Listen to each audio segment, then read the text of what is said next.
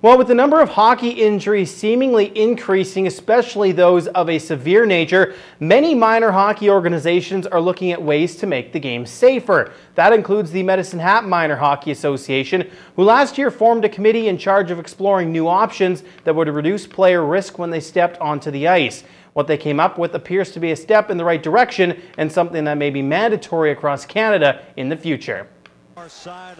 Hits like this have made many parents cringe and wonder if hockey is the right sport for their child to play. The injuries suffered by players like Max Pacioretty and Sidney Crosby have also made Hockey Canada take notice and consider making some changes at the youth level.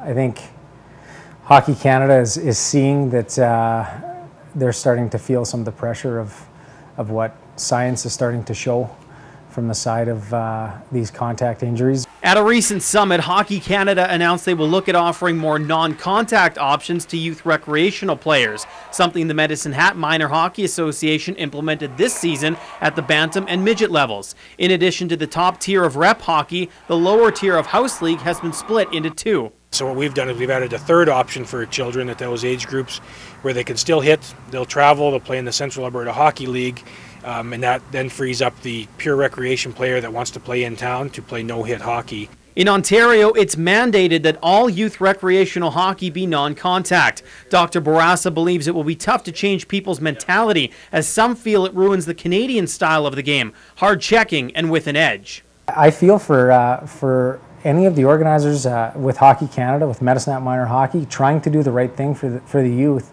but also trying to keep the integrity of the game in check. It's got to be 98% of adults, Canadians, adults that play hockey, aren't playing real hockey then because they're not playing hit hockey.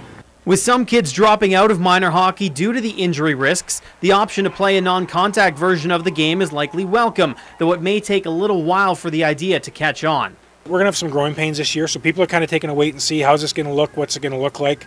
We're not totally sure of ourselves because we're not sure of our numbers yet, see how the numbers are. Dr. Bourassa applauds Medicine Hat Minor Hockey's decision, adding it's better to sort out any small issues now as opposed to if and when non-contact youth hockey becomes mandatory. They haven't taken anything away, they've added for options, and that's a great option to have, because you might not have all those options for a year or two from now coming down from Hockey Canada. For now, the decision is in the hands of the players and their parents.